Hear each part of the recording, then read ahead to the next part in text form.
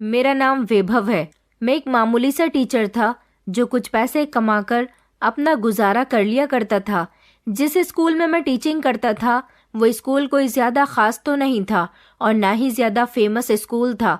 बस हमारे मोहल्ले का एक छोटा मोटा स्कूल जिसमें लगभग 300 से 350 के करीब बच्चे पढ़ते थे। वहाँ पर मुझे मामूली सी ही सैलरी मिलती थी। मैं काफ़ी समय से अच्छी नौकरी की तलाश कर रहा था, मगर मुझे मेरे मतलब की नौकरी कहीं नहीं मिल रही थी। मेरा परिवार बहुत बड़ा था। मैं 3 भाइयों से छोटा और एक भाई से बड़ा था। मेरी सभी बहनों की शादी हो चुकी थी। घर में मम्मी पापा थे। सभी भाई शादी करने के बाद अलग अलग हो गए थे। उन लोगों का खाना पीना भी अलग था। अपने छोटे भाई की जिम्मेदारी और मम्मी पापा की जिम्मेदारी मुझ पर ही थी। मेरे पास जितने पैसे आते वो सब मैं अपने पापा को दे दिया करता था, जिससे पापा घर का खर्चा चलाया करते थे। पापा तो काफ़ी बूढ़े हो चुके थे, वो कोई काम नहीं करते थे। मेरी मम्मी मेरी भी शादी कर देना चाहती थी, लेकिन मैं अपनी मम्मी से मना करता था। एक तो पहले ही मेरी सैलरी इतनी कम है, ऊपर से आप मेरी शादी भी कर देना चाहती हो।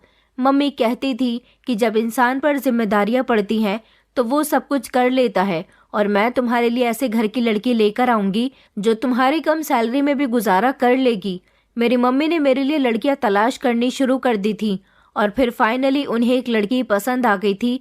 पिछले 6 महीने पहले मेरा उसके साथ रिश्ता तय हो गया था, लेकिन कुछ दिन गुजरने के बाद उसके माता पिता हमारे घर आकर रिश्ता खत्म करके चले गए थे।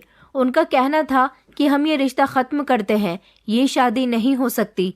मेरी तो उनकी बेटी के साथ एंगेजमेंट भी हो गई थी, जिसमें मेरी माँ उनकी बेटी के लिए सोने की अंगूठी लेकर आई थी और उन लोगों ने भी मुझे अपनी बेटी से सोने की अंगूठी पहनवाई थी।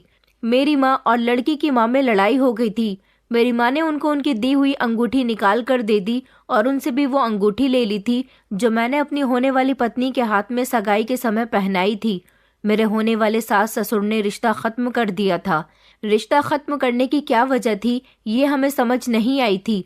कमरे तक मुझे उनके चीखने चिल्लाने की आवाज़ सुनाई दे रही थी। मैं परेशान और हैरान हो गया था। मैं कमरे की खिड़की से उन लोगों को देखने लगा। मुझ में कुछ भी कहने सुनने की हिम्मत नहीं थी। ऐसा शायद इसलिए था क्योंकि मेरे पास पैसों की कमी थी। मैं काफ़ी पढ़ा लिखा था, मगर मेरा नसीब ख़राब था। मुझे अच्छी नौकरी नहीं मिल रही थी। वो लोग मेरे घर वालों को अच्छा खासा जलील करके चले गए थे और मैं बस उनको बेबसी से देखता रहा था। मेरी माँ कमरे के अंदर आई तो उन्होंने एक गहरी नज़र मुझ पर डाली थी। वो मेरे चेहरे के एक्सप्रेशन का अंदाज़ा लगाने की कोशिश कर रही थी। उन्होंने मुझे तसल्ली दी थी और कहा था कि बेटा, अब मैं तेरे लिए इससे भी अच्छी लड़की तलाश करूंगी, तू फिक्र मत कर। मैंने कहा, माँ, मैंने आपसे कहा है ना कि मुझे अभी शादी नहीं करनी, मगर आप लोगों को ही मेरी शादी की पड़ी हुई है। मैं तो पहले अच्छी नौकरी करना चाहता था, पैसे कमाना चाहता था, उसके बाद मुझे अपनी शादी के बारे में सोचना था। लेकिन मेरी माँ ने हिम्मत नहीं हारी थी। उनका यही कहना था कि मैं तुम्हारे लिए लड़की देखती रहूंगी, जैसे ही मुझे कोई अच्छा रिश्ता मिल जाएगा तुम्हारी जल्द से जल्द शादी कर दूंगी। मुझे जीते जी तुम्हारी शादी करनी है, उसके बाद तुम्हारे छोटे भाई के बारे में भी तो सोचना है ना। मेरी मम्मी जो चाहती थी वो कर रही थी, मगर मैंने भी सोच लिया था कि ये रिश्ता मेरा भले ही तय हो जाए, मगर मैं शादी तभी करूँगा जब मेरी अच्छी नौकरी लग जाएगी। मैंने ढेर सारी मेहनत करनी शुरू करती थी। दिन रात मैं नौकरी की तलाश में फिरता रहता था। स्कूल के टाइम पर स्कूल में भी पढ़ाया करता था, लेकिन कुछ दिनों तक मेरी किस्मत इतनी ख़राब रही कि मुझे नौकरी नहीं मिली। काफ़ी वक्त इसी तरह से गुजर गया। मेरी माँ ने फिर से मेरे लिए एक लड़की पसंद कर ली थी, लेकिन उस लड़की से भी मेरा रिश्ता कुछ दिनों बाद ही ख़त्म हो गया था। लड़की वालों का यही कहना था कि मैं कम पैसे कमाता हूँ। अब मैं कम पैसे कमाता था तो मेरी इसमें क्या गलती थी? मैं मेहनत से ही तो पैसे कमा रहा था, किसी के घर में चोरी डकैती तो नहीं करता था। जो लोग अपनी बेटी की शादी मेरे साथ नहीं करवाना चाहते थे, इससे पहले भी कई बार मेरे रिश्ते ख़त्म हो चुके थे। मुझे अब खुद पर गुस्सा आने लगा था और मैं जो नौकरी कर रहा था अब उसी में खुद को बिजी रखता था। मैंने सोच लिया था कि जब मेरे नसीब में होगा तब मेरी नौकरी लग जाएगी, लेकिन इसके अलावा अब मैंने अलग से ट्यूशन्स ढूंढने शुरू कर दिए थे। भले ही मुझे ट्यूशन पढ़ाने के लिए बच्चों के घर जाना पड़ता था, लेकिन मेरे पास पैसे तो पहले से ज़्यादा आने लगे थे। मैंने स्कूल में प्रिंसिपल से कई बार कहा था कि वो मेरी सैलरी बढ़ा दे, मगर वो हर बार मुझे इनकार कर दिया करते थे। कहते थे कि हमारा मामूली सा स्कूल है, हमारे स्कूल में जो बच्चे पढ़ने आते हैं उनकी फीस भी ज्यादा नहीं है। हम ज्यादा सैलरी पर टीचर्स नहीं रख सकते। अगर तुम्हें ज्यादा सैलरी की जरूरत है तो तुम हमारे यहाँ से जॉब छोड़कर जा सकते हो। मैं इस जॉब को अपने हाथ से जाने नहीं दे सकता था। मैं काफी सारे ट्यूशन की भी तलाश कर रहा था कि मुझे ज्यादा से ज्यादा बच्चे मिल जाएं और मैं स्कूल से आने के बाद उनको ट्यूशन दिया करूं ताकि मेरे पास और ज्यादा पैसे आया करें। लेकिन ट्यूशन भी मैं सिर्फ 2-3 बच्चों को ही दिया करता था। बाकी कोई ऐसा स्टूडेंट था ही नहीं जो मुझसे ट्यूशन लेना चाहता हो। लेकिन मैं ऐसे हाथ पर हाथ रखकर तो नहीं बैठ सकता था, इसलिए अब मैंने बड़े क्लास के लड़के लड़कियों से भी ट्यूशन पढ़ाने का ऑफर दिया था और उन्हें कम फीस का लालच दिया था। कुछ ऐसे मजबूर लड़के लड़कियां थे जो कम फीस में मुझसे ट्यूशन पढ़ने के लिए राजी हो गए थे। 2 नई लड़कियां मेरे पास ट्यूशन पर लगी थी। उन लोगों को शाम के समय मैं उनके घर जाकर ट्यूशन दे दिया करता था। एक लड़की का नाम मुस्कान था जो फर्स्ट ईयर की स्टूडेंट थी और दूसरी लड़की हाई स्कूल की थी, उसका नाम दिव्या था। दोनों ही लड़कियां बेहद खूबसूरत थीं। ऐसा नहीं था कि उन दोनों लड़कियों को देखकर मेरी नीयत खराब हो गई हो। मैं तो सिर्फ अपने काम से काम रखता था। काफी समय तक मैंने घर घर जाकर बच्चों को ट्यूशन दिया था। अभी भी मैं अपने लिए कुछ सेविंग्स नहीं कर पा रहा था। एक दिन मैं बहुत परेशान बैठा हुआ था। जब मेरे एक दोस्त ने मुझसे पूछा कि क्यों परेशान बैठे हुए हो, तो मैंने उसे बताया कि मैं नौकरी की वजह से परेशान हूँ। अगर एक ही जगह मेरी अच्छी नौकरी लग जाए जहाँ से मुझे ज्यादा पैसे मिले तो शायद मुझे इतना परेशान ना होना पड़े और मेरी शादी भी हो जाए। मेरा दोस्त कहने लगा कि आज के समय में अच्छी नौकरी मिलना अच्छी सैलरी पर बहुत ही मुश्किल की बात है। तुम चाहो तो ऐसा कर सकते हो जो बिल्कुल अलग हो, मतलब तुम्हारे पैसे कमाने का तरीका ही अलग हो।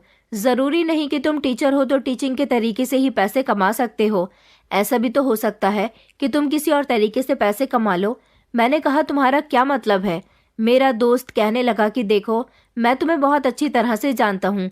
तुम पढ़े लिखे हो और टीचर हो। तुम कोई मामूली सी नौकरी नहीं कर सकते। तुम्हारे हिसाब से तुम्हारे लिए तुम्हारी पढ़ाई से रिलेटेड ही नौकरी होनी चाहिए जो तुम पर मैच करे। तुम ऐसी ही नौकरी की तलाश कर रहे हो ना? ऐसी नौकरी हर परफेक्ट इंसान को नहीं मिलती। इसलिए मेरा मानना है कि अगर तुम अपनी प्रोफेशन से हटकर कोई नौकरी करना चाहो तो वो तुम्हें मिल सकती है। तुम किसी और काम में भी तो सक्सेसफुल हो सकते हो। तुम चाहो तो कहीं कोई स्टोर भी खोल सकते हो। तुम्हारे अंदर अगर कोई और टैलेंट छुपा हुआ है तो उसका इस्तेमाल करके भी कोई और काम कर सकते हो। लेकिन तुम तो अच्छी कंपनी में नौकरी करना चाहते हो और अच्छी नौकरी हर किसी के नसीब में नहीं होती। बहुत से लोगों को बहुत स्ट्रगल करने पड़ते हैं। मैं तुम्हारी शायद कोई मदद नहीं कर सकता, लेकिन मैं तुम्हें एडवाइस दे सकता हूँ और मेरी एडवाइस यही है। अपने दोस्त की बात मुझे समझ आ गई थी। वो चाहता था कि मैं इतना पढ़ा लिखा होकर भी कोई ऐसा काम करूं जिसमें सिर्फ पैसों का ही फायदा देखूं। लेकिन मैं इतना पढ़ा लिखा था? क्या मैंने इतनी पढ़ाई सिर्फ इसलिए की थी कि मैं पढ़ लिखने के बावजूद भी कोई सी भी नौकरी कर लूं जो मुझे सूट भी ना करे? कुछ दिन और मुझे नौकरी करते करते गुजर गए थे जब एक रात के समय मैं अपने कमरे में लेटा हुआ था। मम्मी ने मुझे आवाज लगाई कि बेटा, पापा की दवाइयाँ खत्म हो गई हैं, जाकर उनकी दवाइयाँ ला दो। मैं उठा, मैंने अपने पैरों में चप्पल डाली। फिर मुझे याद आया कि मेरे पास तो पापा की दवाइयों का पर्चा ही नहीं है। इसीलिए मैं पापा के कमरे से उनकी दवाइयों का पर्चा लेने के लिए चला गया, मगर वहां पर अखबार रखा हुआ था। मैंने वो अखबार उठा लिया। तभी अखबार के ऊपर ही एक न्यूज़ छपी हुई थी। उस पर बड़ी बड़ी हेडिंग्स में लिखा हुआ था कि आजकल साइबर क्राइम बहुत चल रहे हैं। लड़कियों के साथ भी बहुत सारे जुर्म को अंजाम दिया जा रहा है। कुछ लड़कों ने लड़कियों की अश्लील वीडियो बनाकर उन्हें वायरल करने की धमकी दी और लड़कियों से बहुत सारे पैसे वसूल करते हैं। वो लड़कियों को काफी समय से ब्लैकमेल करते आ रहे थे। ये खबर पढ़कर ना जाने क्यों मेरे दिमाग में एक आइडिया आया था। क्या मेरा दिमाग कुछ गलत सोच रहा था? ये सवाल मैं खुद से कर रहा था। तभी कमरे के अंदर मेरी मम्मी आ गई और कहने लगी, बेटा क्या ढूंढ रहे हो? मैंने कहा, मम्मी मैं पापा की दवाइयों का पर्चा तलाश कर रहा था। इतने में ही पापा जो बिस्तर पर लेटे हुए थे वो कहने लगे कि बेटा वो तो मेरे कुर्ते की जेब में रखा हुआ है, वहां से निकाल लो। मेरा छोटा भाई जो अभी पढ़ाई कर रहा था, उसकी उम्र इतनी नहीं थी कि वो नौकरी कर सकता। मेरी बहनें कभी कभी आ जाती थी, घर के हालात ज्यादा खराब देखती तो मम्मी पापा को थोड़े बहुत पैसे दे जाया करती थी। सारे ही भाई इतने पराये हो चुके थे कि अपने अपने परिवार में बिजी हो गए थे। उन्हें तो इतनी भी फुर्सत नहीं थी कि अपने माता पिता को ही पलटकर देख ले। मैं घर से निकल गया था। पापा की दवाइयाँ लेने के लिए, लेकिन मेरे दिमाग में अभी भी अखबार वाली खबर छाई हुई थी। मैं सोच रहा था कि क्या इस तरीके से भी लोग पैसे कमाते हैं? क्या मुझ जैसा इंसान ऐसा नहीं कर सकता?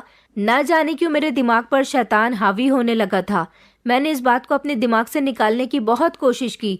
अगले दिन जब मैं मुस्कान के यहाँ उसे ट्यूशन देने के लिए गया तो वो अपने घर में अकेली थी। मैं उसे पिछले 10 महीने से ट्यूशन दे रहा था, इसलिए उसको और उसके घर वालों को मुझ पर बहुत भरोसा हो गया था। उसके घर वाले आज कहीं शादी में गए हुए थे और वो पूरी तरह से घर में अकेली थी। उसने मुझे घर के अंदर आने दिया और मेरे सामने बुक्स निकालकर पढ़ने लगी। न जाने क्यों मुस्कान को अपने सामने बैठा देखकर मेरी उस पर नियत खराब होने लगी थी। मैं खुद पर कंट्रोल करने की बहुत कोशिश कर रहा था, मगर ना जाने क्यों मेरे दिमाग में ऐसे गलत गलत ख्याल आ रहे थे मुस्कान को लेकर। मैं झट से उठा और मैंने कहा, मुस्कान, मैंने अब घर घर जाकर ट्यूशन देना बंद कर दिया है। मुस्कान कहने लगी, सर, तो अब आगे क्या होगा और आपने ऐसा क्यों किया? मैंने कहा, बस मैं अब बिजी रहने लगा हूँ। दरअसल अब मैं कोचिंग सेंटर खोल रहा हूँ जहाँ पर तुम लोग मुझसे ट्यूशन लेने के लिए आया करो। तुम ही नहीं बल्कि मेरे बाकी के स्टूडेंट भी वहाँ पर आया करेंगे। मैं थक जाता हूँ सारा दिन लोगों के घरों में जा जाकर। मंथली फीस इतनी होगी कि तुम्हें एक्स्ट्रा चार्ज देने की भी कोई ज़रूरत नहीं है। बस तुम कोचिंग सेंटर आ जाना। मुस्कान कहने लगी कि सर, मैं अपने पेरेंट्स से बात करके आपको बता दूंगी। मैंने उससे कहा था कि ठीक है, आज मेरा पढ़ाने का मन नहीं कर रहा और वैसे भी मैं तुम्हें यही इन्फॉर्म करने के लिए आया था। मुझे अपनी तबीयत ठीक नहीं लग रही। कल मैं तुम्हें एड्रेस सेंड कर दूंगा, तुम सेंटर ही आ जाना। मुस्कान ने मेरी बात मान ली थी। अब मेरे दिमाग में पैसा कमाने की एक प्लानिंग चल रही थी। रात के समय मैंने मुस्कान को एड्रेस सेंड कर दिया था। उसने मुझे मैसेज के थ्रू बता दिया था कि उसने अपने पेरेंट्स से बात कर ली है और वो कल से मेरे ट्यूशन कोचिंग सेंटर में आ जाएगी। दरअसल मैंने कोई कोचिंग सेंटर नहीं खोला था, बल्कि मेरे पास तो इतने पैसे ही नहीं थे कि मैं कोई कोचिंग सेंटर खोल सकता। मैंने दिव्या को भी यही कहा था कि वो मेरे कोचिंग सेंटर आ जाया करे। इन दोनों को ही मैंने अलग अलग टाइमिंग दी थी और मैं कुछ सामान लेने के लिए बाजार निकल गया था। मैंने जिस जगह का एड्रेस मुस्कान और दिव्या को दिया था वो जगह मेरा घर नहीं बल्कि मेरी बहन का घर था। मेरी बहन का पति दूसरे शहर में काम करता था, इसलिए वो अपने पति के साथ ही चली गई थी और अपने घर में ताला लगाने के बाद वो अपने घर की चाबी हमें दे गई थी, क्योंकि कभी कभी जब वो यहाँ पर आती थी तो ज्यादातर अपने घर में ही रुकती थी। अब काफी समय से मेरी बहन यहाँ नहीं आई थी, इसलिए मैंने अपने दोनों ही स्टूडेंट्स को अपनी बहन के घर का एड्रेस दे दिया था।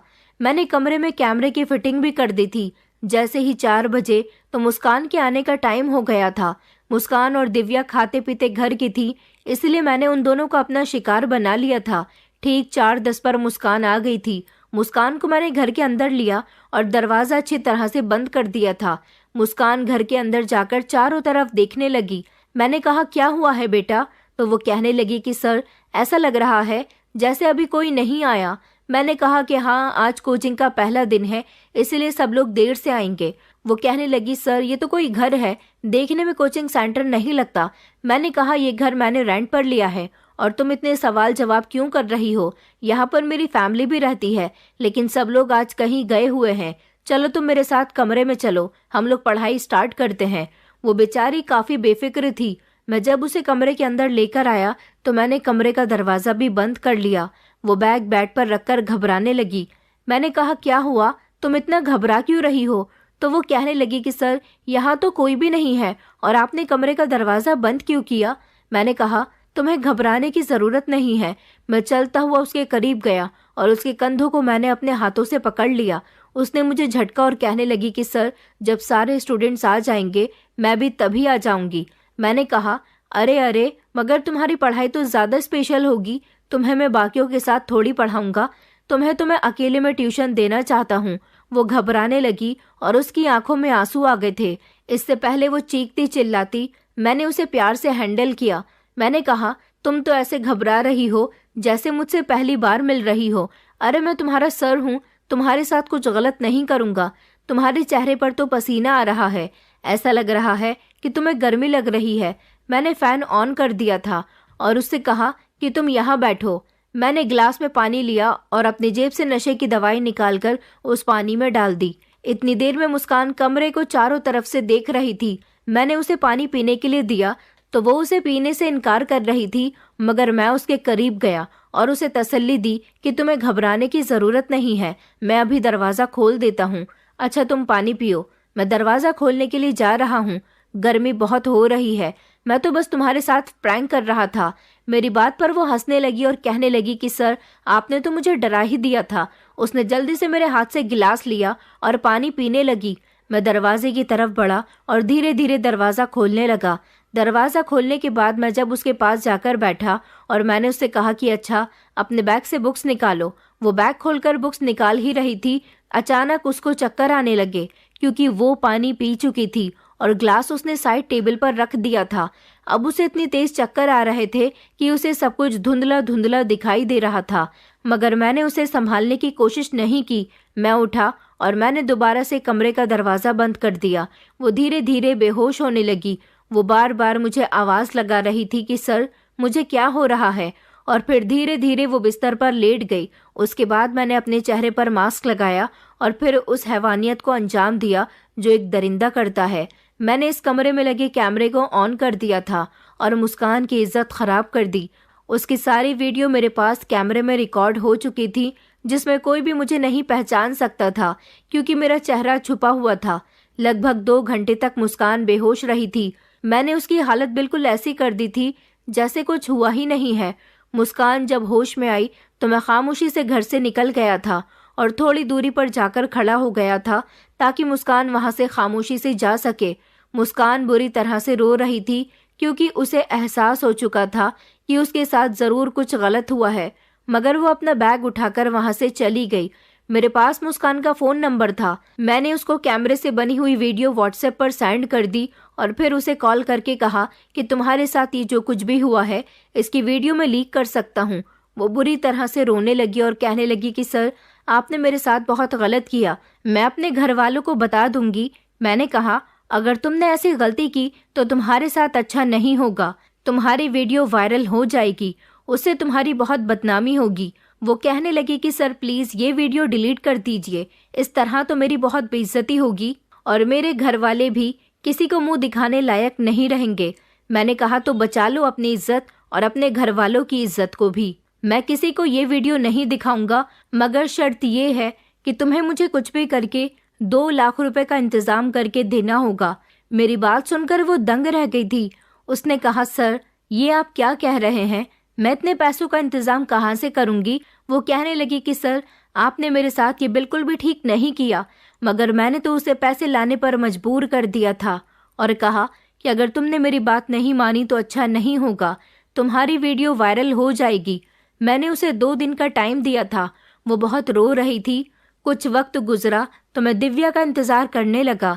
शाम के 7 बजे जब दिव्या आई तो मैंने दिव्या के साथ भी कुछ इसी तरह से किया। दिव्या को मैंने पहले डराया नहीं था, उसे कमरे में ले जाकर खामोशी से उसे पानी में दवाई मिलाकर दे दी और जब वो बेहोश हो गई तो उसके साथ भी वही सब कुछ किया जो मैंने मुस्कान के साथ किया था। लेकिन दिव्या होश में आने के बाद इतना डर गई थी कि उसकी कुछ समझ नहीं आ रहा था। दिव्या को फ़ोन करने के बाद जब मैंने उसको उसकी वीडियो भेजी तो वो घबरा गई। उसने फ़ोन पर ही रोना शुरू कर दिया। वो इतनी ज़्यादा डर गई थी कि मुझे उससे डर लगने लगा था कि ये कहीं किसी को कुछ बता न दे, इसलिए मैंने उसे ज़्यादा बड़ी रकम की डिमांड नहीं की। सिर्फ उससे इतना ही कहा था कि तुम मुझे 50,000 रुपये लाकर दे देना। उस जैसी गरीब लड़की के लिए 50,000 भी बहुत बड़ी रकम थी। उन दोनों को ही मैं लगातार फ़ोन करके ब्लैकमेल कर रहा था। मुस्कान को मैंने 2 दिन का समय दिया था। वो समय अब धीरे धीरे पूरा हो गया था। मुझे कुछ भी करके पैसे चाहिए थे। आखिरकार मैंने इतनी मेहनत जो की थी, वो लोग मुझे कुछ तो दे ही सकते थी। मुस्कान लगातार फ़ोन करके रोई जा रही थी, कह रही थी कि सर प्लीज़, मेरी इज्जत आपके हाथ में है, मेरे साथ ऐसा मत करो। लेकिन मैं तो अपनी रकम लेने के बाद पीछे हटने वाला था। मुझे एक बार 2 लाख रुपए मिल जाते तो मैं उनसे अपना कोई छोटा मोटा कारोबार ही कर लेता और थोड़े बहुत पैसे मुझे दिव्या से भी चाहिए थे। दिव्या ने बड़ी मुश्किल से मुझे एक सोने की चेन लाकर दी थी जो लगभग 60 से 70 हज़ार रुपए की थी। वो रोते हुए कहने लगी कि सर मेरे पास बस यही है, आप प्लीज़ मेरी वीडियो डिलीट कर दीजिए। मैंने कहा, ये चेन तुम मुझे क्यों दे रही हो, मुझे तो रकम चाहिए। वो कहने लगी कि सर इसको मैं बड़ी मुश्किल से अपने घर से चुरा कर लाई हूँ, पैसों का इंतज़ाम नहीं हो सका क्योंकि मेरे पापा की बहुत तबीयत ख़राब है और उनके इलाज पर अब तक काफ़ी सारे पैसे खर्च हो चुके हैं। इसीलिए मैंने खामोशी से अपनी मम्मी के चेन चोरी कर ली। सर प्लीज़ मेरा वीडियो डिलीट कर दीजिए। वो मेरे आगे हाथ जोड़ रही थी। अभी भी मैंने उसे अपनी बहन के घर में ही बुलाया था। चेन लेने के बाद मेरी नीयत उस पर और ज़्यादा ख़राब होने लगी। मैंने कहा इतनी आसानी से मैं ये वीडियो डिलीट नहीं करूँगा। जो उस दिन मैंने तुम्हें बेहोश करने के बाद किया था वही सब कुछ मुझे आज तुम्हारे होश में होते हुए भी करना है। मेरी बात सुनकर वो घबरा गई, कांपने लगी और कहने लगी कि सर प्लीज़ मुझे छोड़ दीजिए, मुझे जाने दीजिए। वो मेरे आगे रो रो कर रिक्वेस्ट कर रही थी, मगर मैंने उसकी एक न सुनी और घर का दरवाज़ा बंद करने के बाद मैंने फिर से उसकी इज्जत ख़राब कर दी। उसे लगता था कि ऐसा हो जाने के बाद मैं उसकी वीडियो डिलीट कर दूंगा, मगर मैं अभी इन दोनों लड़कियों को अपना मोहरा बनाना चाहता था, इनसे खूब सारे पैसे कमाना चाहता था। चेन आने के बाद मेरे दिल का लालच और ज़्यादा बढ़ता चला जा रहा था। मैंने दिव्या को भरोसा दिलाया था कि मैं वीडियो डिलीट कर दूंगा। जो कुछ भी हुआ है उसके बारे में तुम किसी को कुछ मत बताना। अगर तुमने किसी को भी कुछ बताया तो तुम जानती हो ना कि मैं क्या कर सकता हूँ। वो बेचारी खामोश हो गई थी और रोती हुई वहाँ से चली गई थी। अब बारी थी मुस्कान की। मुस्कान जो कि अभी तक पैसों का बंदोबस्त करके नहीं लाई थी। मैंने उसे दोबारा से फ़ोन किया और कहा कि तुमने अभी तक पैसों का बंदोबस्त नहीं किया है। देखो वीडियो मेरे पास है, अगर तुमने ज़रा से भी होशियारी दिखाने की कोशिश की तो ये वीडियो मैं तुम्हारे पापा के मोबाइल नंबर पर सेंड कर दूंगा। तुम ये बात अच्छी तरह से जानती हो कि तुम्हारे पापा का नंबर पहले से ही मेरे पास मौजूद है। वो मेरी बात सुनकर बहुत डर गई और उसने न जाने कैसे पैसों का बंदोबस्त कर लिया। वो 2 लाख रुपए मुझे देकर चली गई थी। 2 लाख रुपए जब मेरे हाथ में आए तो मेरी खुशी के ठिकाने नहीं थे। अपने दिमाग का इस्तेमाल करने से मुझे बहुत खुशी महसूस हो रही थी। मुझे अपने दोस्त की बताई हुई बात अब समझ आई थी कि अगर मैं किसी और तरीके से भी पैसे कमाना चाहूँ तो कमा सकता हूँ। इसमें भी मुझे फ़ायदा होगा और मुझे बेहिसाब फ़ायदा हो रहा था। वो दोनों ही लड़कियां मेरा कहना मान रही थी और उन दोनों की वीडियो से मुझे बेहद फ़ायदा हो रहा था। मैंने दिव्या की दी हुई सोने की चेन बेच दी थी और उसके पैसे मैंने जब अपने घर ले जाकर अपनी माँ को दिए तो माँ बहुत ज़्यादा खुश हो गई थी, मगर साथ ही साथ वो हैरान भी हुई थी कि एक साथ मैंने उनको इतनी बड़ी रकम कहाँ से दे दी। मामूली सी बात है कि 60-70 हज़ार रुपये जो इंसान एक साथ दे दे उस पर लोग सवाल उठाने लगते हैं कि इतने पैसे तुम्हारे पास कहाँ से आए। मेरे पूरे महीने की सैलरी और सारे ट्यूशन्स को मिलाकर कुल 10 या 12 हज़ार तक ही बैठती थी, जिसमें से 8 हज़ार मैं अपने घर में दिया करता था और बाकी के पैसे अपने पास रख लेता था। मैंने बड़ी मुश्किल से अपने घर वालों को समझाया था, उनसे कहा था कि मैंने 4-5 जगह ट्यूशन और लगा ली है और अब मैं फ़ीस ज़्यादा लेने लगा हूँ और एक जगह मेरी नौकरी भी लग गई है। मैंने अपनी मम्मी से कहा था कि अब सब कुछ ठीक होने वाला है, अब आप मेरे लिए लड़की तलाश करना शुरू कर दो, मुझे शादी करनी है। मेरा रिश्ता एक जगह से तो चल ही रहा था, लेकिन लड़की वालों ने अभी तक कोई जवाब नहीं दिया था। वो रिश्ता भी कुछ दिनों बाद ख़त्म हो गया। मुस्कान ने जब मुझे 2 लाख रुपए दिए और उन पैसों से मैंने कुछ दिन तक ऐश की थी। इतने सारे पैसे मेरे पास आते हुए देखकर मेरे घर वाले भी सोच में पड़ गए थे। इधर मैं बार बार उन लड़कियों को ब्लैकमेल कर रहा था। मुस्कान से 2 लाख रुपए लेने के बाद मैंने उससे 50 हज़ार की डिमांड और की थी। वो 2 लाख का इंतज़ाम उसने कैसे किया था ये तो मैं नहीं जानता था, मगर जिस समय वो मुझे पैसे देने के लिए आई थी बहुत परेशान लग रही थी। अब दोबारा से जब उसने 50 हज़ार की रकम का सुना तो वो मेरे आगे गिड़गिड़ाने लगी, बार बार रोते हुए कहती कि सर प्लीज़ मेरे साथ ऐसा मत करो, मेरा वीडियो डिलीट कर दो। मैंने अब उस पर इतना प्रेशर डाला कि कुछ दिनों बाद 50 हज़ार रुपये भी उसने मुझे लाकर दे दिए थे। अब बिना कुछ किए ही मैं अच्छे खासे पैसे कमा रहा था। मेरे घर वालों को लगता था कि मेरी अच्छी जगह नौकरी लग गई है, इसीलिए मैं इतने पैसे कमा रहा हूँ, मगर वो लोग क्या जानते थे कि उनका बेटा किन कामों में पड़ गया। इस बार मेरी माँ ने मेरे लिए जिस लड़की को पसंद किया था उस लड़की को पहली बार ही मेरी माँ ने 10 हज़ार रुपये दिए थे। लड़की वालों की तो आंखें फटी की फटी रह गई थी। जब वो लोग हमारे घर आए और उन्होंने मुझे देखा तो वो लोग मुझे पसंद कर गए थे। तब मेरे घर उन लोगों की अच्छे से खातिरदारी की गई तो उनको यही लगा कि लड़के की नौकरी बहुत अच्छी है, इसलिए वो लोग फौरन ही इस रिश्ते के लिए मान गए और इस तरह मेरा रिश्ता प्रियंका नाम की खूबसूरत सी लड़की के साथ तय हो गया था। मैं बहुत खुश हो रहा था कि इन पैसों से मेरा कितना फ़ायदा हो रहा है। थोड़े थोड़े पैसे करके जब मैं अपने घर वालों को पैसे देता तो वो लोग बहुत खुश रहने लगे थे और मैं अपनी भी सारी ज़रूरतें धीरे धीरे पूरी कर रहा था। मगर अब वो दोनों मुझे पैसे देते थक गई थी। वो मेरे लिए अपने घर में कई बार चोरी कर चुकी थी और अपने घर का कीमती सामान बेचकर मेरा मुंह बंद करने की उन्होंने कई बार कोशिश की थी। मगर मेरी डिमांड तो बढ़ती जा रही थी। उन लोगों की वीडियो मेरे पास इतना बड़ा हथियार थी कि मैं जो चाहे उनसे करवा सकता था। लेकिन दिव्या अब हिम्मत हार चुकी थी। वो मेरे आगे रो रो कर कहती थी कि सर, मैं पैसों का बंदोबस्त अब और नहीं कर सकती, प्लीज़ मेरी वीडियो डिलीट कर दीजिए, प्लीज़ मुझे आज़ाद कर दीजिए। अब उस बेचारे की बेबसी मुझसे देखी नहीं जा रही थी, इसलिए मैंने उसे भरोसा दिलाया कि मैं तुम्हारी वीडियो डिलीट कर दूंगा और फिर मेरे दिल में उसके लिए रहम आ गया था। मैंने उससे दोबारा पैसों की डिमांड नहीं की। उन दोनों ने अपने अपने घरों पर बता दिया था कि वो लोग मुझसे ट्यूशन पढ़ने नहीं आ सकती क्योंकि मैंने ट्यूशन देना ख़त्म कर दिया। मुस्कान से अभी भी मुझे फ़ायदा हो रहा था। मुस्कान ने मुझे 50,000 रुपये लाकर भी दे दिए थे। अब मेरा रिश्ता तय हो गया था और मेरी शादी जल्दी ही होने वाली थी। मेरे पास अब इतना कुछ किए ही पैसे आ रहे थे, तो इसीलिए मैंने ट्यूशन देना बंद ही कर दिया था। मैं सिर्फ स्कूल जाया करता था। जब एक दिन मुझे पता चला कि दिव्या ने आत्महत्या कर ली है, ये खबर मेरे लिए बहुत ही सनसनीखेज थी। मैं बहुत डर गया था कि कहीं उसकी मौत का कारण मैं तो नहीं, लेकिन मैंने तो कई दिनों पहले ही उसे भरोसा दिला दिया था कि मैं तुम्हारी वीडियो डिलीट कर दूंगा और अब तुम्हें परेशान भी नहीं करूंगा। तो फिर ऐसा भी क्या हो गया था? उस बेचारी ने अपनी जान ले ली। इस हादसे से मैं बहुत डर गया था। मुझे लगा कि कहीं मुस्कान की तरफ से भी मुझे किसी गड़बड़ी की खबर न मिले, इसलिए मैंने मुस्कान को भी तंग करना छोड़ दिया था।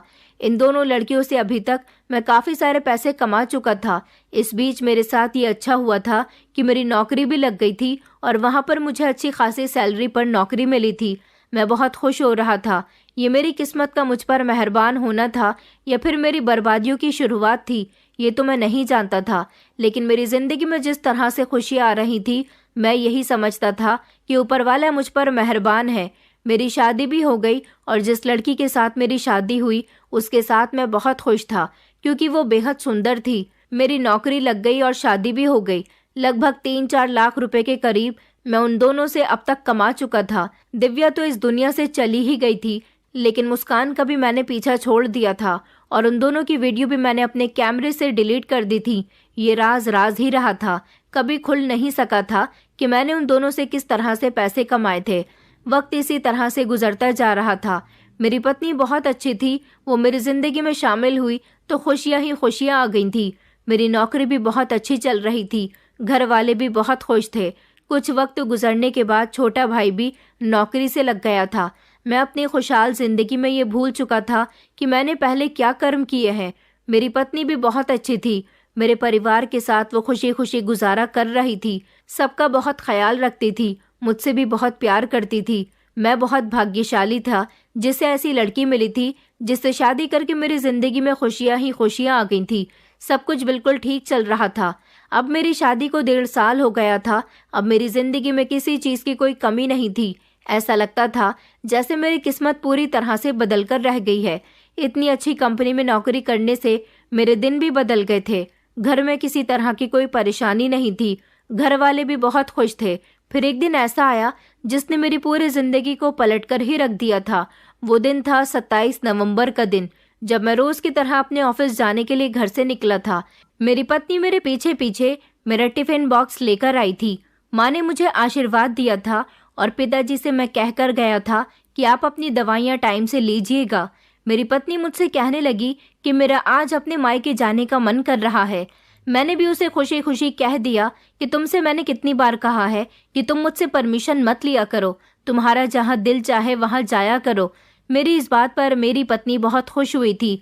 मैं ऑफिस के लिए निकल गया और ऑफिस आने के बाद अपने रोज़ के कामों में बिजी हो गया था। रात को जब मैं घर आया तो मैंने देखा कि दरवाज़ा मेरी माँ ने खोला था। हर रोज़ ऐसा होता था कि मेरी पत्नी ही दरवाज़ा खोलकर मुस्कुराते हुए मेरा वेलकम किया करती थी, जिसकी मुस्कान से मेरे सारे दिन की थकान दूर हो जाती थी। अपनी माँ को देखकर मैं हैरान रह गया था क्योंकि इस समय मेरी माँ और पापा दवाई खाकर सो जाया करते थे। मैं जैसे ही घर के अंदर दाखिल हुआ तो माँ ने मुझसे सवाल किया कि बेटा, बहू कहाँ है? मैंने चौंक कर उन्हें देखा। मैंने कहा, प्रियंका तो आज अपने मायके गई थी, अभी तक आई नहीं है। मेरी माँ कहने लगी कि नहीं बेटा, तुम्हारे जाने के बाद वो अपने मायके चली गई थी। आज वो घर वापस नहीं आई तो मुझे लगा कि वो तुम्हारे साथ आ जाएगी, मगर तुम तो अकेले आए हो। मैंने कहा, माँ, मैं तो ऑफिस गया हुआ था। मैंने जल्दी से अपनी जेब से मोबाइल निकाला और प्रियंका के नंबर पर कॉल लगाई तो प्रियंका का नंबर स्विच ऑफ जा रहा था।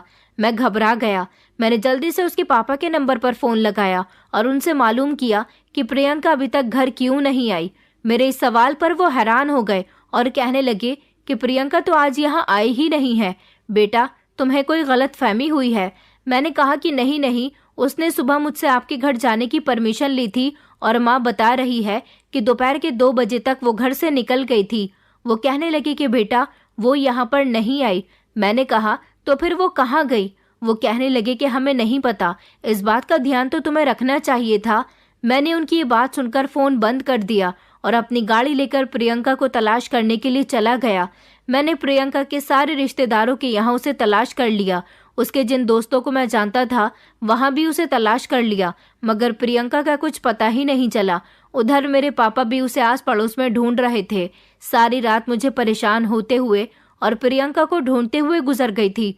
सुबह हुई तो उसके घर वाले भी हमारे यहाँ आ गए और उन्होंने मुझसे सवाल किया कि हमारी बेटी कहाँ चली गई। मैं या मेरे घर वालों में से कोई भी ये नहीं जानता था कि वो कहाँ गायब हो गई। उसका नंबर भी लगातार बिजी जा रहा था। उसका सारा सामान भी घर में मौजूद था। ये खबर धीरे धीरे हमारे पूरे मोहल्ले में फैल गई थी। मोहल्ले की कुछ औरतें तो ये बातें भी कर रही थी कि कहीं वो किसी लड़के के साथ फरार तो नहीं हो गई, मगर मुझे अपनी पत्नी पर पूरा भरोसा था। वो मुझसे बहुत प्यार करती थी। वो मुझे ऐसे धोखा देकर कहीं नहीं जा सकती थी। घर में सारे जेवर और पैसे भी मौजूद थे। अगर कोई नहीं था तो वो थी प्रियंका। मैं उसे ढूंढ ढूंढ कर परेशान हो गया था। इधर उसके घर वाले मेरे घर वालों को बहुत परेशान कर रहे थे। उन लोगों ने हंगामा किया हुआ था कि हमारी बेटी को तुमने कहाँ भेज दिया। मैं उनको समझा समझा कर थक गया था। हमें खुद भी नहीं पता कि प्रियंका कहाँ चली गई है। मेरे भाई ने कहा कि भैया, हमें पुलिस स्टेशन में भाभी की गुमशुदा होने की रिपोर्ट दर्ज करवा देनी चाहिए। इसलिए मैं अपने भाई को लेकर पुलिस स्टेशन चला गया था और वहां जाकर मैंने प्रियंका की गुमशुदगी की रिपोर्ट दर्ज करवा दी थी। पुलिस भी उसे ढूंढ रही थी। कई दिन गुजर गए मगर प्रियंका का कोई अता पता नहीं चल सका था। प्रियंका के बिना मैं अधूरा हो गया था। मेरी हालत ऐसी हो गई थी जैसे मेरी जिंदगी का एक अहम हिस्सा मुझसे दूर हो गया, जिसके बिना शायद मैं अपनी जिंदगी में सुकून से नहीं रह सकता। मेरी कुछ समझ नहीं आ रहा था कि मैं क्या करूं। प्रियंका के घर वाले मुझ पर इल्जाम लगा रहे थे। मोहल्ले वाले भी यही सोच रहे थे कि आखिर लड़की गई तो गई कहाँ। प्रियंका हमारे घर में बहुत खुश रहती थी। उसे किसी चीज की कभी कोई कमी नहीं थी। ना ही कभी उसका मेरे घर वालों से या मेरे साथ कोई झगड़ा हुआ था। मुझे तो लगता था कि मेरी पत्नी को किसी ने किडनैप कर लिया। इसी तरह 1 महीना गुजर गया था। प्रियंका के घर वाले भी शोर मचा मचाकर खुद ही खामोश हो गए थे, लेकिन मेरे दिल को सुकून नहीं आ रहा था। मेरी पत्नी मेरी जिंदगी थी। मैं उसे बहुत प्यार करता था। मैं उसके बिना नहीं रह सकता था, इसलिए मैं उसे अभी भी तलाश कर रहा था। मेरी पत्नी मेरे लिए एक अच्छी जीवन साथी साबित हुई थी, तो फिर मैं उसे कैसे भूल सकता था। पुलिस ने भी हर तरफ प्रियंका को तलाश करने के बाद उसके केस की फाइल को बंद कर दिया था और कहा था कि हम फिर भी आपकी पत्नी को तलाश करते रहेंगे। अगर उसके बारे में हमें कुछ पता चलता है तो हम आपको फौरन ही बता देंगे। मेरा शक एक दिन सच साबित हो गया जब मेरे पापा के नंबर पर एक अननोन नंबर से कॉल आई। पापा ने जैसे ही कॉल रिसीव की तो कॉल रिसीव करने वाले इंसान ने पापा से कहा था कि मुझे 20 लाख रुपए की जरूरत है। तुम्हारी बहू मेरे पास है। अगर उसे सही सलामत चाहते हो तो 20 लाख रुपए का इंतजाम कर लो। पापा ने जब हमें ये सब कुछ बताया तो हमारे होश उड़ गए थे। पापा का फोन मैंने ले लिया था और फिर मैंने किडनैपर से बात की। उसने यही कहा कि अपनी पत्नी तुम्हें सही सलामत चाहिए तो मुझे मेरी मुंह मांगी कीमत दे दो। मैंने अपने पापा से पूछा कि ये कौन है, तो पापा कहने लगे कि बेटा, मैं नहीं जानता कि ये इंसान कौन है, क्योंकि ये कोई नया नंबर था और कोई नई आवाज़ थी। मगर ऐसा कौन इंसान है जो पैसों के लिए मेरे पापा को कॉल करेगा। मैं बहुत डर गया था। फ़ोन करने वाले इंसान ने कहा था कि मैं तुम्हें 1 हफ्ते का मौका देता हूँ, पैसों का बंदोबस्त कर लो और अगर तुमने पुलिस को बताने की कोशिश की तो मैं तुम्हारी पत्नी को जान से मार दूंगा। इतने समय से तुम्हारी पत्नी ना तो तुम्हें मिली है और ना ही पुलिस को। आगे अगर तुमने कोई होशियारी दिखाने की कोशिश की तो तुम्हारी पत्नी को मैं मारकर तुम्हारे घर भेज दूंगा। तुम मेरा पता नहीं लगा सकोगे। मेरे पापा की तो किसी से दुश्मनी भी नहीं थी। मेरे पापा एक सीधे साधे इंसान थे, तो फिर किडनैपर ने मेरे पापा को फ़ोन क्यों किया था और वो मेरे पापा का कौन लगता था? यही सारे सवाल मेरे दिमाग में घूम रहे थे। मगर मेरी माँ का कहना था कि बेटा, इन बातों पर ध्यान मत लगाओ और पैसों का बंदोबस्त करो। 1 हफ्ते के अंदर अंदर अगर तुमने उस किडनैपर को पैसे नहीं दिए तो प्रियंका की जान भी जा सकती है। मैंने अब पैसों का बंदोबस्त करना शुरू कर दिया था। मेरे पास घर में ज्यादा पैसे तो नहीं थे, लेकिन प्रियंका के जेवर थे जो लगभग 3-4 लाख रुपए के थे। वो जेवर मैंने तिजोरी से निकालकर बेच दिए। मेरे भाई ने मुझे अपने जुड़े हुए 70-80 हजार रुपए लाकर दिए थे। पापा के पास जो पैसे थे वो भी उन्होंने मुझे दे दिए, लेकिन अभी भी मेरे पास काफी पैसे कम पड़ रहे थे। मैं पैसों की हर तरफ से कोशिश कर रहा था, लेकिन पैसे पूरे नहीं हो पा रहे थे। घर में जितना भी कीमती सामान था वो सब भी मैं बेच चुका था। न जाने मैं कैसी मुसीबत में फंस गया था। पूरे 1 हफ्ते में कहीं न कहीं से पैसों का बंदोबस्त कर लिया, तब जाकर मेरे पास 10 लाख रुपए हो पाए थे। लेकिन 10 लाख रुपए अभी भी कम पड़ रहे थे और 1 हफ्ता पूरा हो चुका था। जिस दिन मुझे किडनैपर को पैसे देने थे उस दिन मेरे पास उसकी कॉल आई और वो मुझसे पैसे मांगने लगा। अब मैं क्या करता? मैंने उससे माफ़ी मांगी और कहा कि मेरे पास सिर्फ इतने ही पैसों का बंदोबस्त हो सका है, मगर वो मेरी बात मानने के लिए तैयार नहीं था। उसने कहा कि कुछ भी करो, मुझे पूरे पैसे चाहिए वरना मैं तुम्हारी पत्नी को मार दूंगा। मैंने कहा कि प्लीज़ मुझे मौका दो, मैं धीरे धीरे पैसों का इंतज़ाम कर रहा हूँ, मगर वो मेरी बात सुनने के लिए तैयार नहीं था। उसने मुझे फिर भी 2 दिन का मौका और दे दिया था। अब इन 2 दिनों में मैं 20 लाख का इंतजाम कहाँ से करता? मैं तो अपना सर पकड़कर रोने बैठ गया था। मेरी समझ नहीं आ रहा था कि मैं क्या करूं। मेरे घर वाले भी परेशान थे। इतनी बड़ी परेशानी मुझ पर आ गई थी कि मुझे अपनी जिंदगी बुरी लग रही थी। जितने लोगों से मुझे पैसे मांगने थे, अब उन सब से मैं उधार पैसे ले चुका था। इस महंगाई के ज़माने में कोई हमारी 1 बार मदद कर सकता है, 2 बार मदद कर सकता है, मगर बार बार मदद नहीं कर सकता।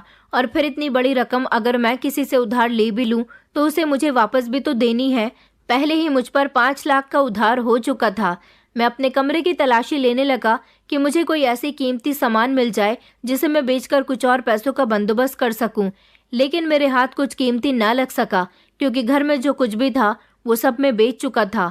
अब हम लोग इतने भी अमीर नहीं थे कि हमारे पास बहुत सारे पैसे होते। हाँ, मेरी नौकरी से जिंदगी अच्छी गुजर रही थी, सेविंग्स भी बस थोड़ी बहुत हो जाती थी, लेकिन इतना नहीं था कि हम अमीरों की तरह जिंदगी गुजारते। कमरे की तलाशी लेते समय मेरे हाथ वो कैमरा लग गया था जिसको मैंने अपनी बहन के घर में छुपाकर मुस्कान और दिव्या की वीडियो बनाई थी और उन दोनों को ब्लैकमेल करके काफी सारे पैसे वसूल करे थे। न जाने कि उस कैमरे को देखकर मुझे बहुत शर्मिंदगी महसूस हो रही थी। ऐसा लग रहा था जैसे मेरे किए हुए पाप मेरे आगे आ रहे हैं। उन लड़कियों को भी मैं बहुत ब्लैकमेल किया करता था। बेचारी वीडियो लीक होने के डर से मुझे पैसे लाकर दे दिया करती थी, लेकिन वो लोग पैसे कहाँ से लाती होंगी? किस तरह उन्होंने पैसों का बंदोबस्त किया होगा? आज मुझे समझ आ रहा था जब मैं खुद पैसों का बंदोबस्त कर रहा था। दिव्या ने तो अपनी माँ की चेन भी घर से चोरी की थी। वो कितना बड़ा दिल लेकर आई होगी अपने घर में चोरी करने के लिए। और मुस्कान, जिसने मुझे 2 लाख रुपए एक बार लाकर दिए और 50,000 रुपए दूसरी बार में लाकर दिए। एक मामूली स्टूडेंट लड़की ने इतने सारे पैसों का बंदोबस्त किस तरह से किया होगा? कितनी परेशानियों का सामना करने के बाद वो दोनों मुझे पैसे लाकर देती होंगी। यही सब मैं खड़ा हुआ सोच रहा था। यही सब सिचुएशन आज मेरे साथ भी हो रही थी कि पैसों का बंदोबस्त करने के लिए मुझे क्या क्या नहीं करना पड़ रहा था। मैं अपने उन दोस्तों के पास भी गया था जिनके पास पैसों की कोई कमी नहीं थी, लेकिन उन्होंने मेरी मदद सिर्फ 20-30 हजार रुपए से ज्यादा नहीं की थी। 2 दिन भी धीरे धीरे पूरे हो गए थे। अगर मैं इकट्ठे कर पाया था तो सिर्फ 11 लाख, अभी भी 9 लाख रुपए बाकी रह गए थे। मेरे घर में एक तरह की उदासी छा गई थी। नौकरी पर भी मैं नहीं जा रहा था, बस हर जगह अपनी पत्नी को तलाश करता रहता था और हर जगह से पैसों का बंदोबस्त करता रहता था। 2 दिन पूरे होने के बाद जब मेरे पास किडनैपर का फोन आया तो मैंने रोते हुए उससे कहा कि मेरे पास पैसों का बंदोबस्त नहीं हो रहा, प्लीज मेरी पत्नी मुझे वापस कर दो, सारी जिंदगी मैं तुम्हारा एहसान मंद रहूंगा। मगर उसने कहा कि नहीं, मुझे तो सिर्फ पैसे ही चाहिए। मैंने कहा कि अच्छा, मुझे कुछ दिन का मौका और दो, मगर इस बार वो मुझे मौका देने के लिए तैयार नहीं हो रहा था। वो मेरे दिल में अपना डर बिठाना चाहता था, इसलिए उसने कहा कि अपने दरवाजे पर जाकर देखो तुम्हारे लिए एक पार्सल रखा हुआ है। मैं जैसे ही अपने घर के दरवाजे तक पहुंचा तो ये देखकर दंग रह गया कि वहां एक बॉक्स रखा हुआ था। मैंने उस बॉक्स को खोल कर देखा तो उसके अंदर एक ऐसी चीज थी जिसे देखकर मेरा दिल दहल कर रह गया था। वो मेरी पत्नी की कटी हुई उंगली थी जिस पर खून लगा हुआ था। ये उंगली मेरी पत्नी की ही थी क्योंकि उस उंगली में एक अंगूठी थी। वो अंगूठी मैंने अपनी पत्नी को गिफ्ट की थी। ये दरिंदा मेरी पत्नी को जान से मार देगा, इस बात का मुझे यकीन हो चुका था। जब वो मेरी पत्नी के हाथ की उंगली काटकर मुझे भेज सकता है तो उसकी जान भी बहुत आसानी से ले सकता है। मैं अपनी किस्मत पर फूट फूट कर रोने लगा था। मेरे घर वालों ने जब वो कटी हुई उंगली देखी तो उनकी भी चीख निकल गई थी। जिस घर में हम रहते थे उस घर को बेचने के अलावा अब हमारे पास और कोई ऑप्शन नहीं था। पापा कहने लगे कि बेटा, इस घर को बेचने के बाद जितने पैसे कम पड़ रहे हैं वो पैसे किडनैपर को दे दो, हम लोग किराए पर रह लेंगे, या फिर जो पैसे बचेंगे उनका एक छोटा सा घर खरीद लेंगे। वैसे भी हमारा घर अच्छी खासी कीमत का होगा। और फिर मैंने अपनी पत्नी को बचाने के लिए ऐसा ही किया था। मैंने अपना घर सेल कर दिया था। हमारा वो घर जिसमें मेरा बचपन गुजरा था। मेरे सारे भाई बहन की इस घर में परवरिश हुई थी। घर बेचने के बाद जो मेरे पास पैसे आए थे उन पैसों में से 9 लाख रुपए निकालकर मैंने किडनैपर की रकम पूरी कर दी थी और उससे फोन करके कह दिया था कि पैसों का बंदोबस्त हो गया है। मेरी पत्नी मुझे सही सलामत चाहिए। किडनैपर ने मुझे हमारे ही शहर में बनी एक सुनसान जगह पर बुलाया था। वहाँ एक खंडर बना हुआ था जो पूरी तरह से खाली था। मैं पैसे लेकर वहाँ चला गया था। उसने फोन पर मुझसे कहा कि पैसे वहाँ छोड़कर चले जाओ। मैंने कहा लेकिन मेरी पत्नी को मेरे पास भेजो। वो कहने लगा कि पैसे एक बार वहाँ रखो और चले जाओ, मैं थोड़ी देर के बाद तुम्हारी पत्नी को वहाँ पर भेज दूंगा। मैं पैसे वहाँ रखकर वहाँ से चला गया था, लेकिन काफी वक्त गुजर गया था। मेरी पत्नी नहीं आई। उसने जिस नंबर से मुझे कॉल की थी उस नंबर पर मैं बार बार कॉल कर रहा था, वो नंबर बंद जाने लगा। ये मेरे साथ क्या हुआ था? मैं तो अपना सर पकड़कर रोने बैठ गया था। रोने के अलावा मुझे कुछ नहीं सूझ रहा था। समझ नहीं आ रहा था कि आखिर मेरे साथ क्या हो रहा है। मैं अपने घर गया तो मेरे घर वाले कहने लगे कि बहू कहाँ है।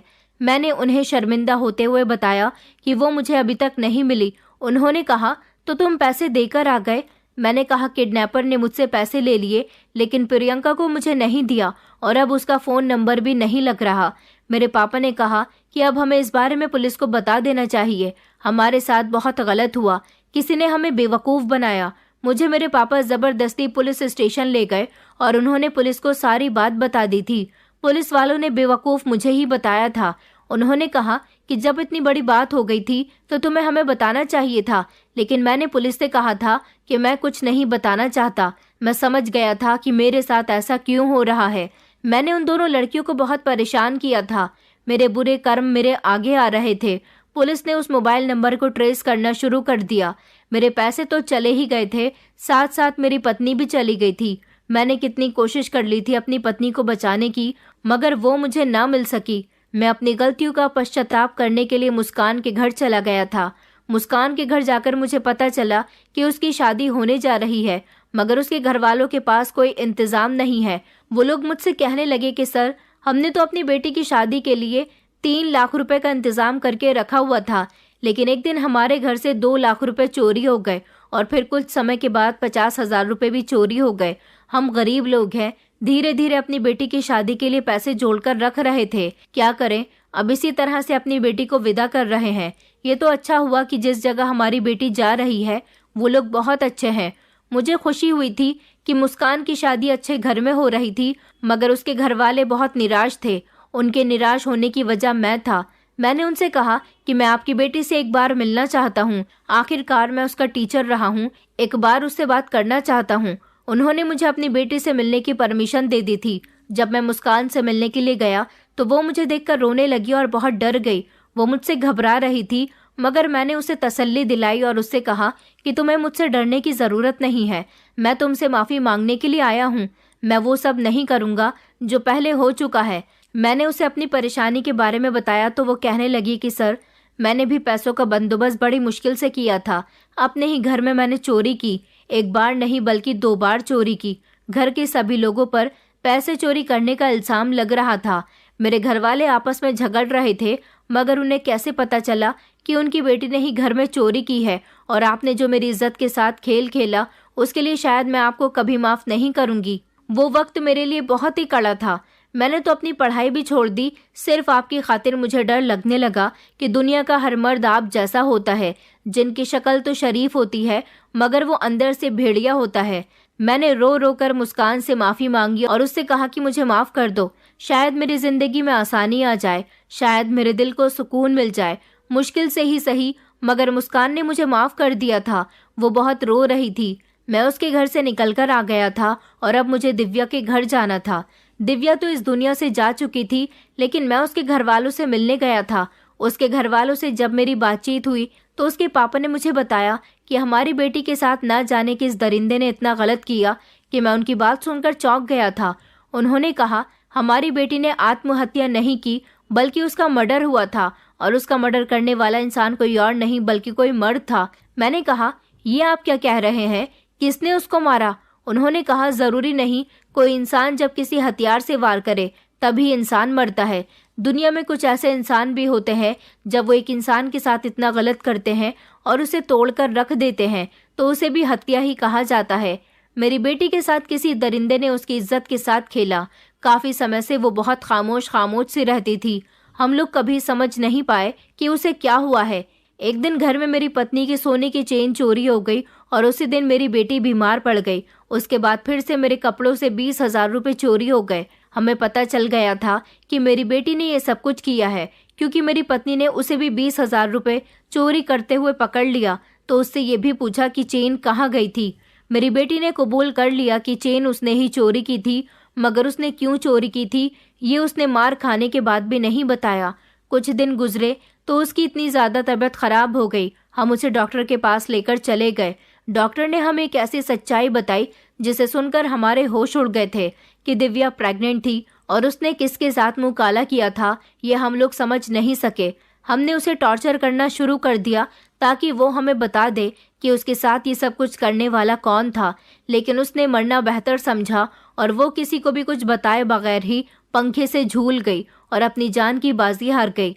दिव्या के पापा बुरी तरह से रो रहे थे और अपनी बेटी की कहानी मुझे सुना रहे थे।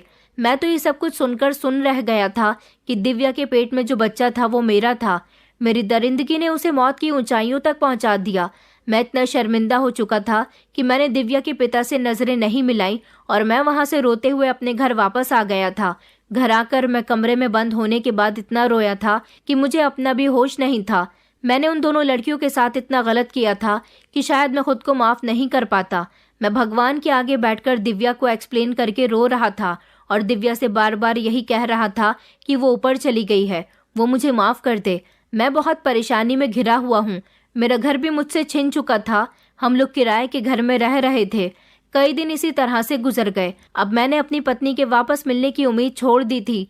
एक दिन पुलिस स्टेशन से मुझे फोन आया और उन्होंने मुझे बुलाया था। जैसे ही मैं वहां पहुंचा तो मेरे सामने मेरी पत्नी प्रियंका मौजूद थी। उसे देखकर मैं जल्दी से उसके पास गया। मैंने उसे मोहब्बत से देखा और कहा कि प्रियंका, तुम कहाँ चली गई थी? मैं तुम्हारे लिए बहुत परेशान था। और तुम्हारा हाथ, जैसे ही मैंने उसके हाथ पर नजर डाली तो उसके दोनों ही हाथों की उंगलियां बिल्कुल ठीक थीं। पुलिस इंस्पेक्टर ने मुझसे कहा कि हम आपको एक बात बताना चाहते हैं। पीछे से एक हवलदार एक लड़के को लेकर आया। उसने कहा कि हमें पता चल गया कि आपकी पत्नी कहाँ गई थी। मैंने उन्हें चौंक कर देखा। उन्होंने मुझे एक ऐसी सच्चाई बताई जिसे सुनकर मेरे पैरों तले से जमीन निकल गई थी।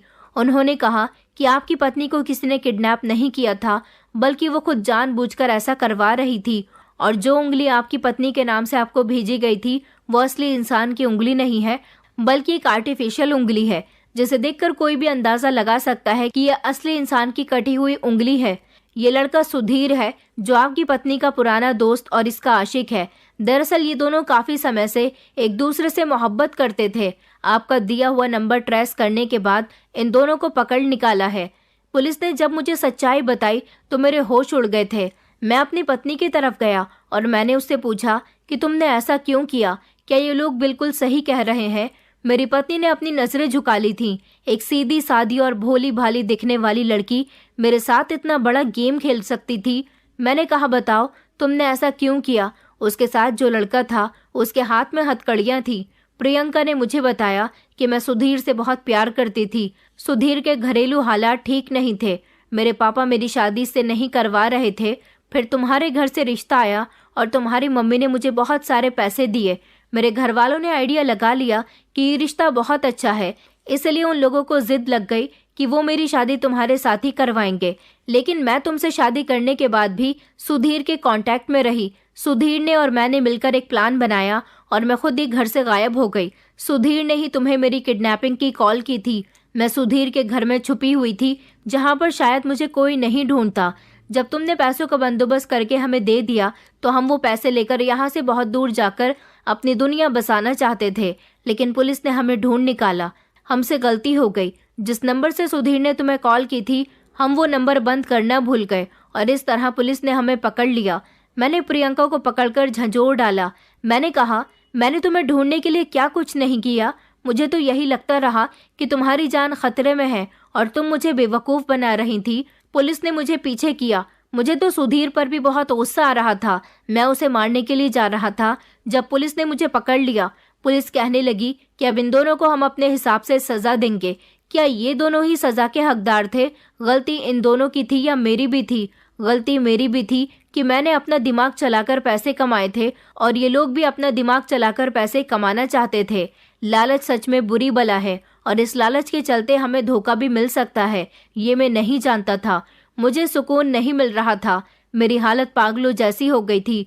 न जाने क्यों अपनी पत्नी का सच जानने के बाद भी मेरे दिल को तसल्ली नहीं हुई, तो मैं खुद ही पुलिस स्टेशन चला गया और वहां जाकर मैंने मुस्कान और दिव्या के साथ जो कुछ भी किया था वो पुलिस को बता दिया। मेरे घर वाले बेसहारा हो चुके थे, लेकिन उनका सहारा अभी मेरा छोटा भाई था। मैंने पुलिस के सामने सब कुछ बता दिया और पुलिस से कहा कि वो मुझे अरेस्ट कर लें, मुझे सज़ा दें, क्योंकि मैं बिना सज़ा काटे इस दुनिया में नहीं रह सकता। ऊपर वाले ने मुझे मजबूर कर दिया था कि मैं अपने पुराने सारे राज खोल दूं। ये सारी सच्चाई जब मेरे घर वालों के सामने आई तो मेरी माँ ने कहा कि बेटा, तुम्हारे साथ वही हुआ है जो तुमने उन दोनों लड़कियों के साथ किया। तुम्हारी सज़ा तो पूरी हो गई, मगर उस लड़की का क्या जो इस दुनिया से चली गई? मुझे सज़ा तो मिल गई, मैं जेल में बैठकर अपनी सज़ा काट रहा हूँ, लेकिन मैं आज भी शर्मिंदा हूँ कि मेरे लालच ने मुझे कहाँ से कहाँ पहुँचा दिया। दोस्तों, उम्मीद करती हूँ आपको हमारी कहानी पसंद आई होगी। कहानी पसंद आई है तो वीडियो को लाइक करें, चैनल पर नए हैं तो चैनल को सब्सक्राइब करें और हाँ, नोटिफिकेशन बेल को ज़रूर दबाएं ताकि अगली अपडेट सबसे पहले आपको मिले।